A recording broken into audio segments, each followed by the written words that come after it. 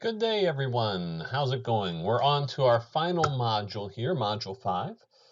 So with this module, we're going to be looking at a couple of case studies. So hopefully you had the chance to look over the Max case study, the handout with Max.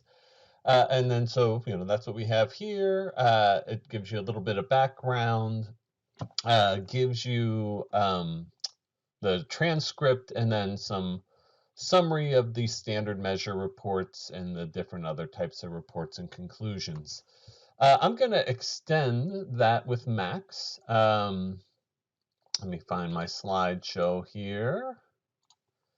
So we're going to talk about Max. I'm going to show you how to do some more advanced analyses of Max's transcript, and then show a second case that we'll call Tommy. These are both actual students with disabilities. This is their actual transcripts that they produce. These are pseudonyms. These are different names. They're not their actual names, but these are real kids. What else did I want to share? So Max is going to be, I wanted to try to do a couple of different students as well. So Max is going to be an older student, 5th grade, kind of garden variety language disorder, where there could be some uh, debate or on the fence of qualifying for disorder or not, but uh, ultimately make the determination that he has a disorder. And then with Tommy, I decided to do a younger student who has a more significant pervasive disability and what the language sample can add. So hopefully this will show you some different ways that SALT can be used, show some of my thinking, my processing for how I would interpret the data, develop some goals, and bring it into treatment. So just to extend Max, he first received speech and language services at age 4. He was identified as having a language disorder and a learning disability in 1st grade. Or I should say he was getting speech language since age 4. Then in 1st grade started getting special education with a learning disability in 1st grade. He left the district where he got these original diagnoses and then returned as a 5th grader, and that's where this evaluation was completed when he returned to the school. The concerns from the previous district were that he has difficulty staying on topic, he has difficulty with word retrieval, he has difficulty organizing information. All along, the teachers have always been concerned that he has difficulty expressing himself in a clear and concise manner. So let's take a deeper dive into Max's transcript. So we have his transcript here, and we'll pull up his standard measure report. So that's what you saw before. So just to remind you, I'm going to compare him to the database. I'm going to go database and select here. And so this was producing an expository, and I want to get an age match plus or minus 6 months. So down here you can use the same number of total words or the same elapsed time, same number of utterances. For expository and narrative samples, I like to do the entire transcript because I think that we have reason to believe that everyone should produce a transcript that's a similar length. So if they're producing one that's dramatically longer or shorter than their peers, I think that's telling in and of itself. So let's see what we can find here. So there's 88 samples that we can compare him to.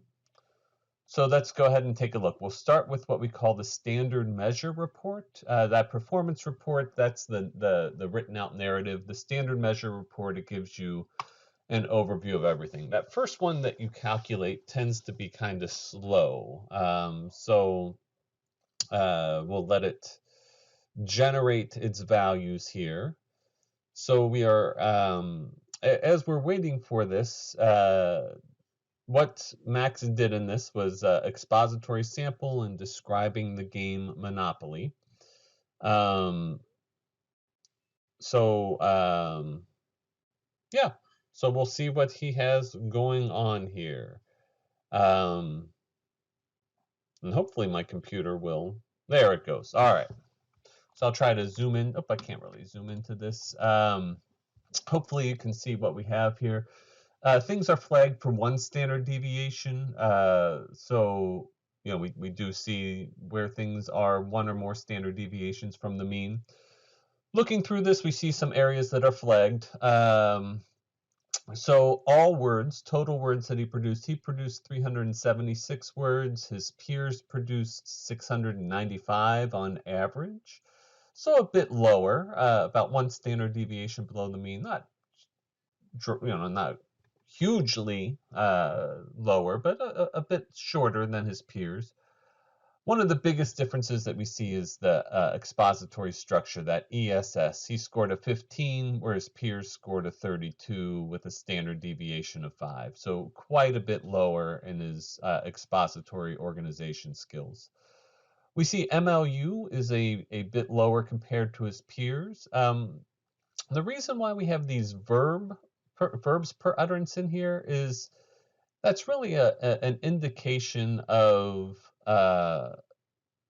or highly analogous to your use of complex syntax. So if you want to use, in order to use complex syntax, you need to produce multiple lexical verbs, right? So if we're producing multiple dependent clauses, each of those dependent clauses is going to have a verb. So it should be highly related to the subordination index as well, which is your use of complex syntax. So we see MLU is quite low, but these more complex syntax use are low, but not quite as low as this. And we'll get into this more in some of our more detailed reports. Lexical diversity, we see again a little bit low here, but looking at some of these different ways of accounting for length, like this moving average type token ratio, not too far off, on that low average side within 1 standard deviation. And then looking at his verbal production, we see some patterns here as well. His use of mazes, so the percentage of maze words as a percentage of the total words, that's quite low. So 30%, a third of his words that he produces were reduplications and reformulations. That's more than 4 standard deviations below the mean. Overall, words per minute and pauses and just kind of the length of time it's taken him to produce his sample, it's quite a bit slower than his peers. On average, a peer might give about two to three pauses within their sample. Within his 4-minute sample, there were 10 full pauses, so quite a few pauses in there. So let's take a look deeper. So we see that one of the areas he's having the most difficulty with is with that expository structure, that ESS score. So let's take a look at, let's see, database here. Let's take a look in more detail with that expository scoring scheme.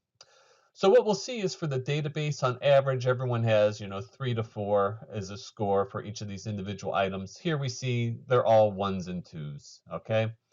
So we see that he's fairly low across the board. And we can also look throughout this. The standard deviations can give a little bit of insight into this. The biggest areas where we're seeing he has difficulty are in preparations, scoring, and cohesion. So with preparations, I'd say for that one, that's kind of a basic thing you need to do in order to describe a technical process. Give some of that background information. And he just simply wasn't doing it. So, including the basic key components he was having difficulty with, as well as some of those higher level ones. So some kids we might see, they can get these basic components in, but they struggle with the more abstract strategies or scoring. We see that he's struggling across the board with all of these different items, all of these different aspects.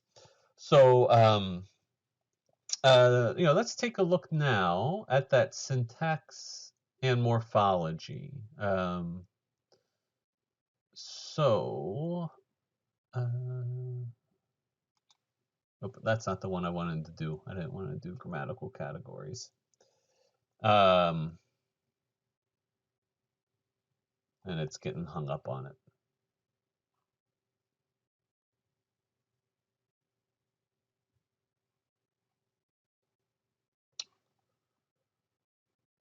I didn't want to do that one. Let's take a look. Transcript length.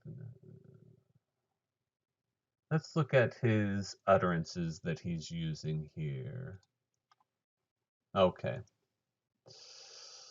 So if we look at down here, looking across these different types of words that he uses in bound morphemes, we don't see that he's omitting any bound morphemes. He's using quite a few plurals, but that's not too telling. Or I guess he's not using as many plurals as his peers. I don't know how telling that is. What I wanted to look at was his utterance length. So if we look down here at his utterance length, this is Max, the child, and then this is the database. So one thing that we'll notice is that on average, other kids his age produce 14 utterances that are 15 or more words in length. So has very few very long utterances, and most of his peers have quite a few. But we do see that he is producing some longer utterances. We see that he is producing some 5 or 8, 9, 10, 11, 12, 13 word utterances. So he is producing some longer utterances. I think where he's really scoring lower compared to his peers is that he has a lot more of these shorter utterances, relatively speaking. All right, so he has fewer utterances overall, but the ratio, the percentage of his utterances with a lower number are higher. I know it doesn't really look like that, but it's because there's this main difference of utterances overall. Actually, if I would do a different analysis, I could show you this. I could match them on the same number of utterances. And I could run this again. This will allow me to have a kind of more pure evaluation or an equivalent comparison across these. So again, here we see he is producing some longer utterances, but the big difference here where he's missing out is he's not producing, he's only produced one very long utterance, and his peers produced 14 on average. Okay, so here we go. Here we see if we have matched the same number of utterances. So if we compare it to only other kids who produced 32 utterances, we still see that big difference in the number of utterances that are very long. But this is where we see, he had one word utterance, two word utterances, one 3-word utterance, 3 5-word utterances. So we see with these short utterances, he's producing quite a few more of those than his peers, but he is able to produce some of these longer utterances. And in fact, it's fairly equivalent between he and his peers. So let's take, I thought it might be interesting to explore a little bit. So I'm going to go to this explore and list, and I'm going to explore. So he produced a total of 32 utterances. I want to explore some of his shortest utterances. So let's look at any utterance that was shorter than 6 words. And I'm just going to list these here. Okay, actually, let me try that again. I only got a handful of utterances. Let me try. I'm going to do explore list. This time I'll do everything below 8 words or lower. Okay, so let's take a look at what his shortest utterances are. Where's he kind of getting penalized in his MLU for having short utterances? Okay, so here's what he said. Okay, what do you have to do to win? Then rules, then you get $200 bonus, and yes, and let them give you money and other ways to win, and that's how the game ends, and then like you put your pieces on, and then yeah. So some of these utterances are just fillers. Some of these utterances are the title for each section on the rubric. Some of these are just short utterances that are part of his technical description. I think it goes with the story of him just not telling a very fluent, well-formed expository sample. He's kind of reading through the different parts. He's giving some specific details, but not producing a well-formed, coherent explanation of how you play Monopoly. On the other hand, I wanted to also explore what some of his longer utterances were like. So let's look at, let me look back at this. Oops. Let's just look at his utterances that are 10 words or longer. Nope, that's giving me a lot, so let me do that again. Let me look at his utterances that are 14 words or longer. So let's see, with his longest utterances, what these look like. Oh, it includes words and mazes. That's why that one's there. So like the basic rules for this game is you have to if you you can't steal from the banker. Let me see if I can do this again.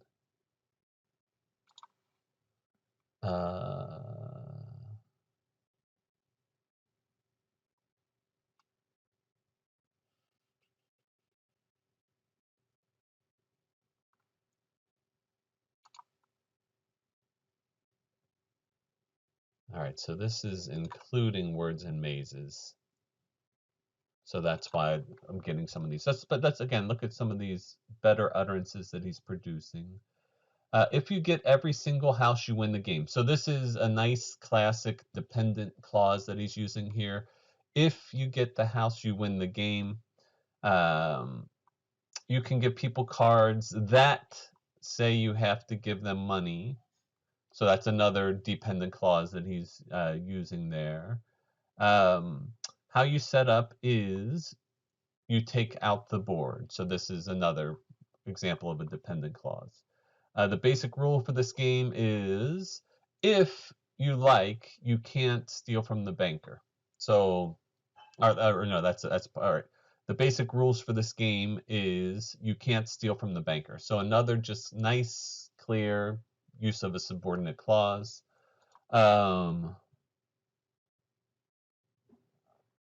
Let's take a look at his subordinate clause use.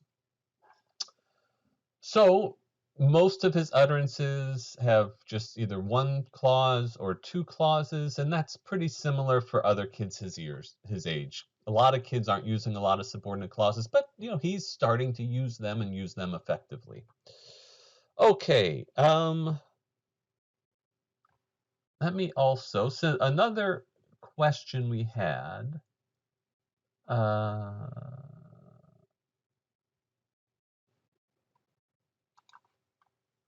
were the different types of his ability to formulate his thoughts.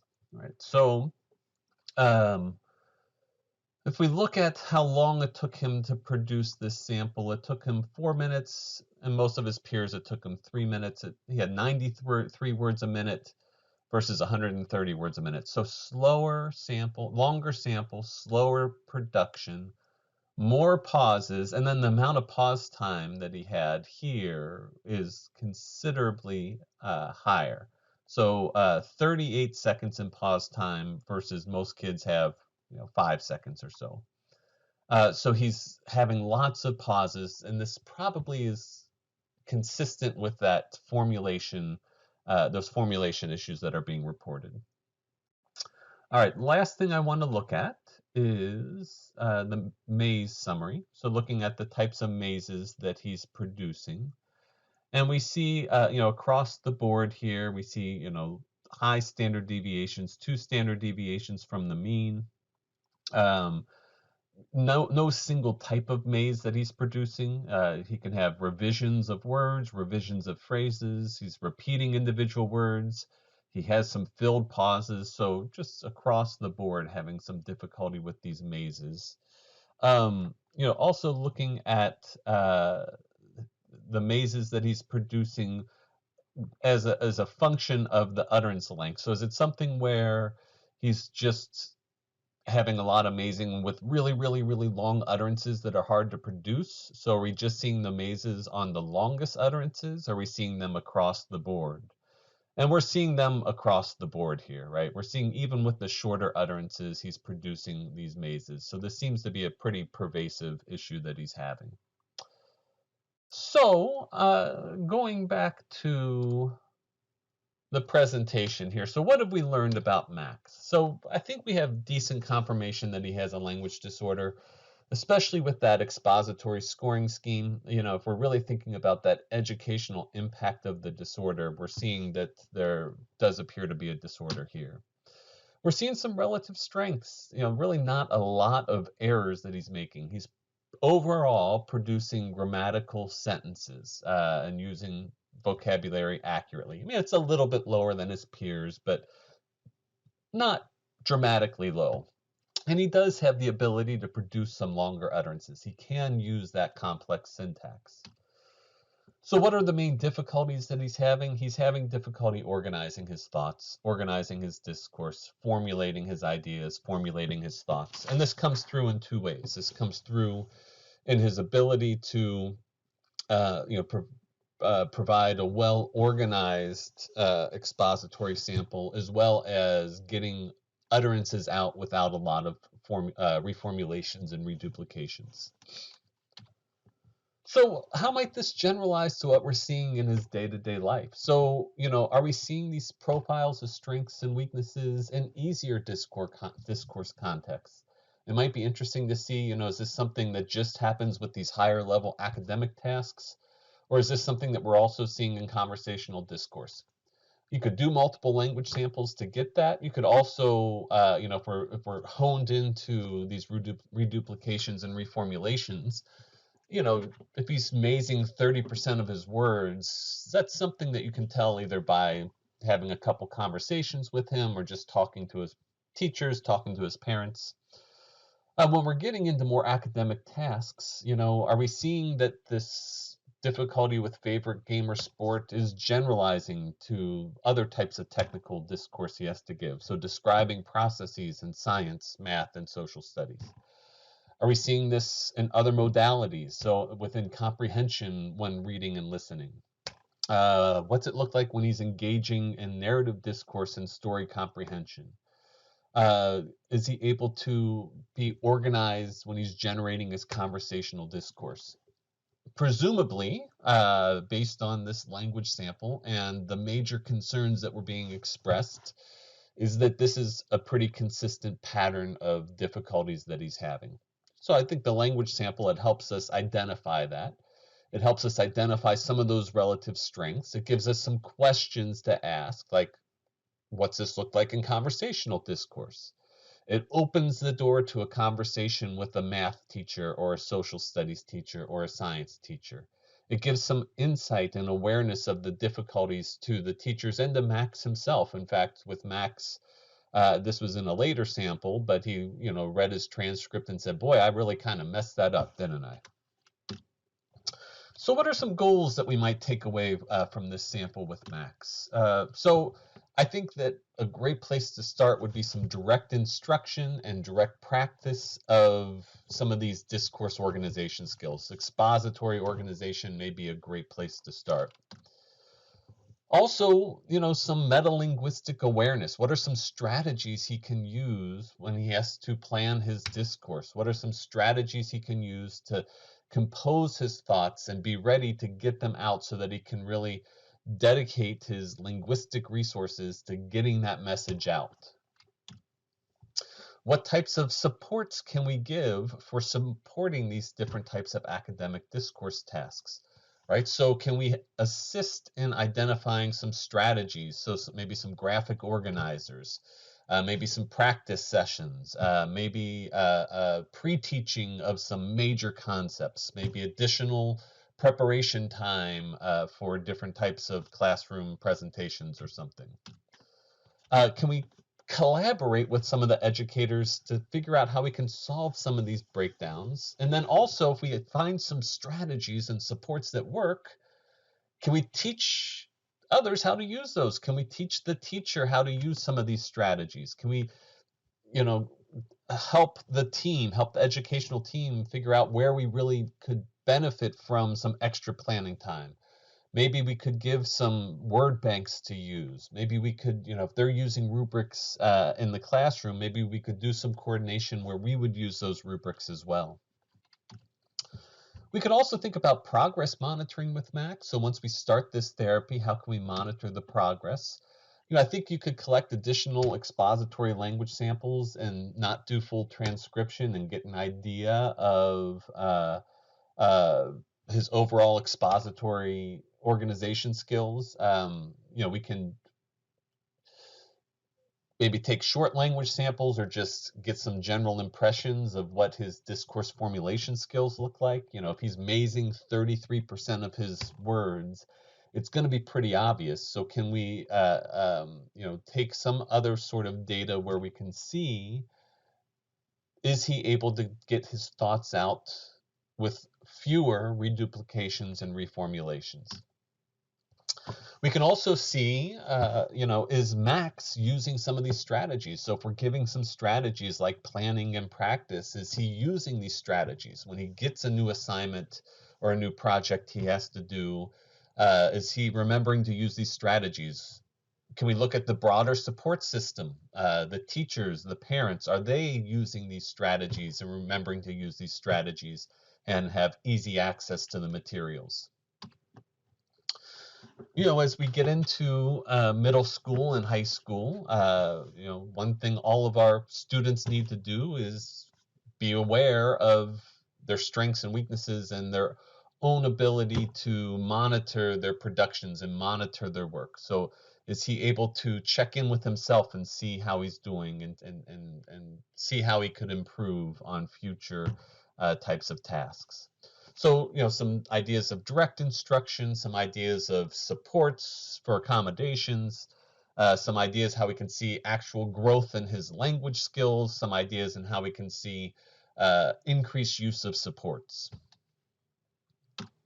Okay, the other student I wanted to talk about is Tommy. So Tommy is 7.5 years old and has intellectual disability. He's been getting speech and language in special ed for a very long time. This is a reevaluation at the end of the first grade, scored quite low on a norm reference language test. The teacher states that he, is a very sweet boy who really does want to please his teachers. As he's getting older and getting into elementary grades, is getting more frustrated as the school day is getting further away from playing in the kitchen and more into focus on academics. He really likes hands-on classroom activities, but tries to avoid reading. That's one of the areas where he really struggles the most and has the most difficulty and the most defiance when we try to engage him. So let's take a look at Tommy's language sample. Okay. I'll just quickly close the Max stuff.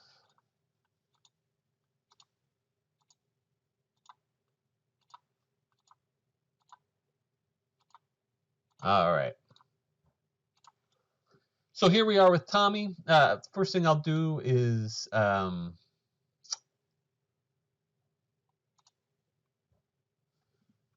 match up his sample. Okay, so I think I'll do match him on the same number of total words that are produced by his. Actually, I'm going to do utterances because I know that his utterances are pretty low. So I'm going to match him on the same number of utterances so I can get a large number of speech from his peers. 100 utterances, 47 samples. That seems pretty good to me. We can get a lot of utterances. That's still a good number of samples that we can compare him to. So let's see what we got here.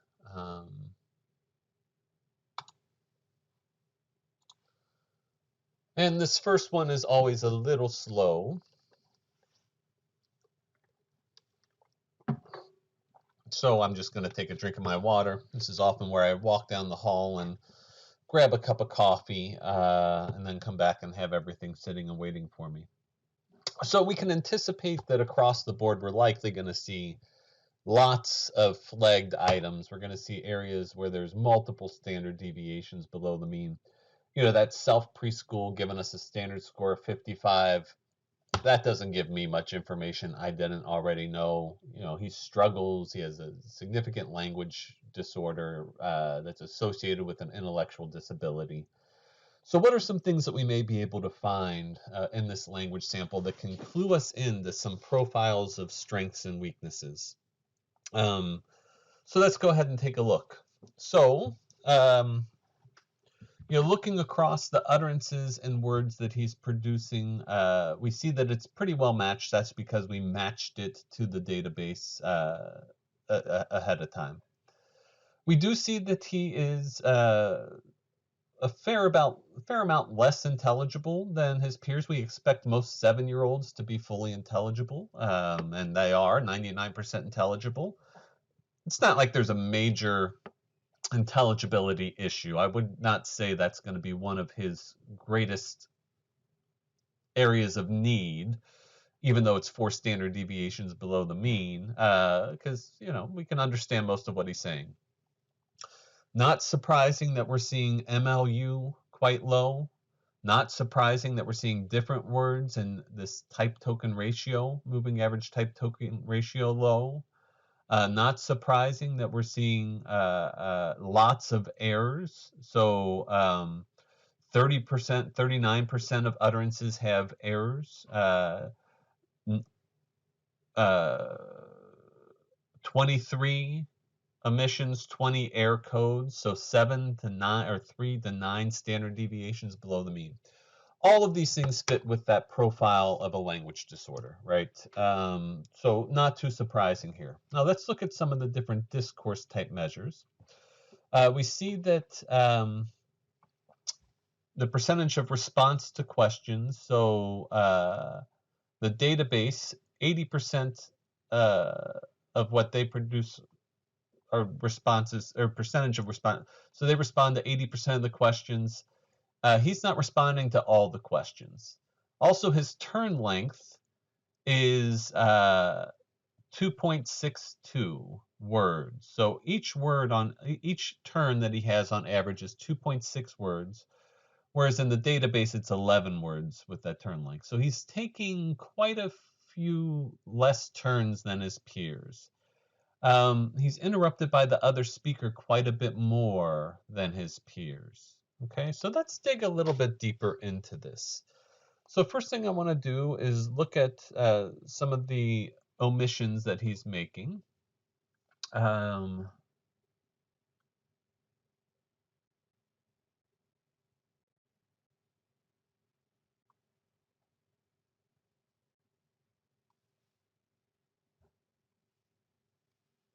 Okay. Not that. This is a little bit different than the research version. Database. Well, let's just look here. We know he's making a lot of errors. Omissions and error codes. Okay, so he's omitting, a lot of these function words in his language. He's omitting some bound morphemes, past tense, regular past tense, contractible, copula, and auxiliary. Word level error codes, saying have instead of, or has instead of have. And then just a lot of different type of syntactic errors that he has here. So I'm play house, I'm play them in the bathroom, almost done. So this one really should be a missing present progressive. So that's a transcription error, probably on my part. When I blow it, it didn't come on. So we see that these just, a lot of ungrammatical sentences. Again, I think this is pretty consistent with that profile of a language disorder. He's producing short utterances. The utterances are missing words. They're missing morphemes. There's not always grammatical tense agreement and things like that. Okay. Moving on. I think, that tells us that his language is very delayed. All right. Let's take a look at Tommy's utterances that he's producing. So up here, it's looking at production of question words, negatives, conjunctions, etc. So he's actually using quite a few more question words than his peers are, but he's not using hardly any uh, total different types of total conjunctions. So his peers are using 50 conjunctions. He's using 20. Uh, for personal pronouns, his peers are using 77. He's using 38. So just not producing a lot of those grammatical features. We see that, looking at his utterance length, his peers, they're producing not a lot of really long utterances, but we're seeing quite a few 4, 5, 6, 7, 8 word utterances. With Tommy, we're seeing them almost all 1, 2, 3 word utterances. So very short utterances. Again, consistent with that diagnosis of a pretty significant or severe language disorder. Okay, let's take a look at the discourse summary. Okay, so here, what can we see? We can see that he's not responding to all the questions that are being asked of him. His turn length is low. We see that, so this one here, the percentage of words mentioned first, a little bit lower here. So most of the words that on a little bit higher than average, the communication partner, the SLP, is mentioning the word before he does. So he's being more reactive to the SLP than, well, I shouldn't say that because he isn't responsive to the questions necessarily. And he's taking very short turns. The other thing I wanted to show here, let's see where it is.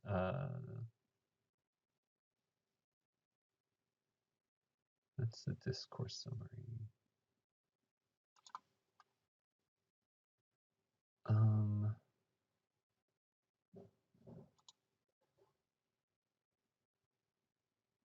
Okay, it was turns. I want to look more deeply into the turn taking. Is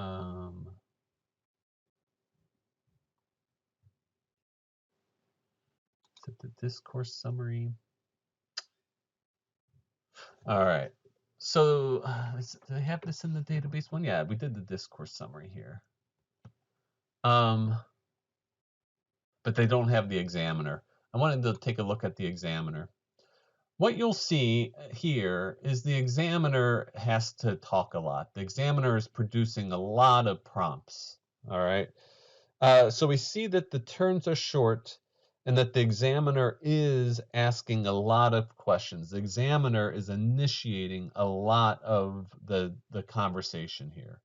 So if we look at all of the words that are produced, the child produced 279 words, the examiner produced 747. We see that, looking at mean turn length, the child has 2.6 words per turn. The examiner has 7.6 words per turn.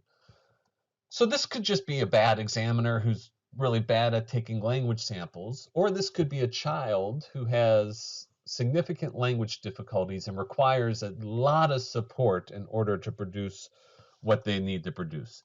Let's take a look at some of the utterances and some of this sample here to see what it looks like.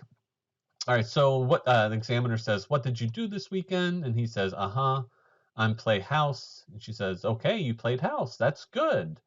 And then there's some redirection here. Give me this. I played at home. And then, okay, say it over here. Talk this way. Played at home. Oh, you played at home? Yeah. Who did you play with? My sister.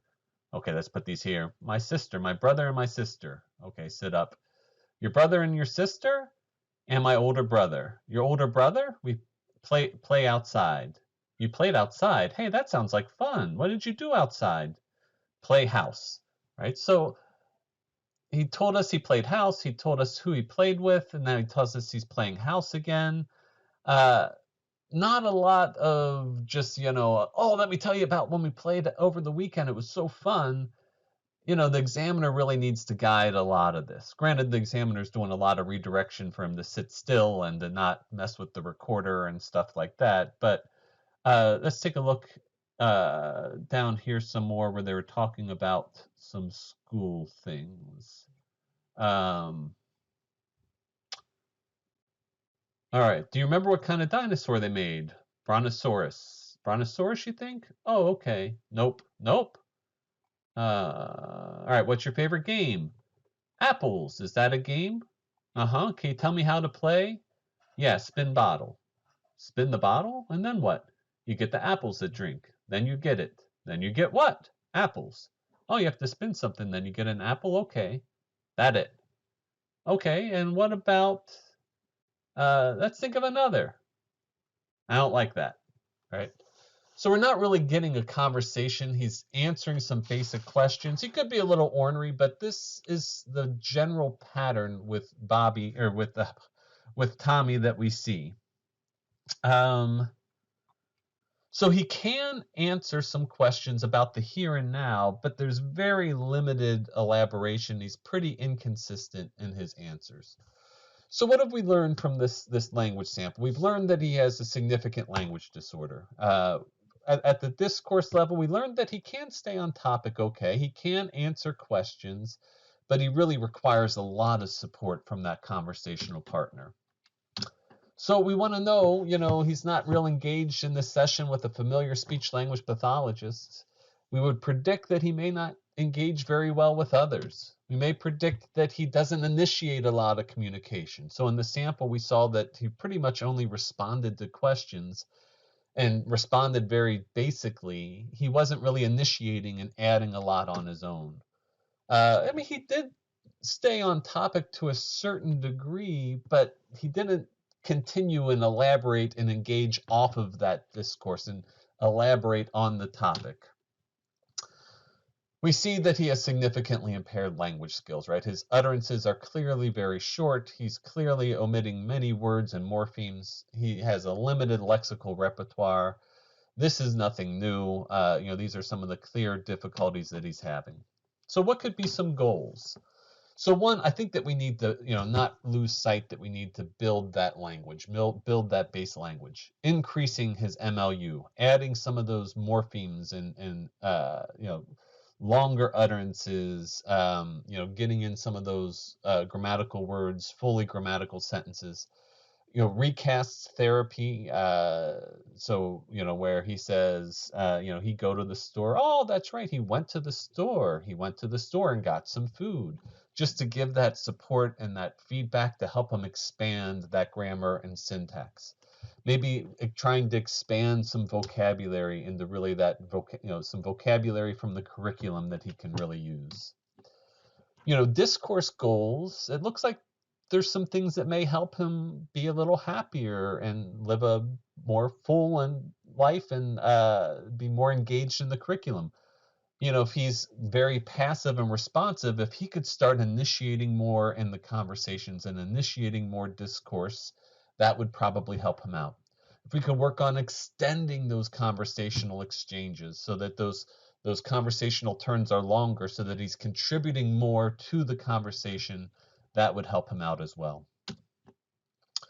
I think also, having some different support, so recognizing that he has a significant impairment, that he is going to, this is going to be a lifelong disorder that he is going to live with and need to function with. So what are some ways that we could support the discourse, right? So what are some ways that we may be able to give him some support to extend those turns? What are some strategies we could use to extend discourse turns? So, maybe talking about familiar things of high interest, maybe bringing in some peer models to show some models of extending discourse. Maybe, with those recasts, also encouraging him to extend what he's saying. Can we eventually extend some of these supports beyond just us as speech language pathologists into some of the teachers, some of his peers, and gradually increase his independence? There may be some ways that we could monitor his progress. I think if we're just looking for MLU, we can take some short language samples and try to estimate what MLU might look like. We could simply count conversational turns that he's taking with different communication partners to see if he's expanding and extending that discourse.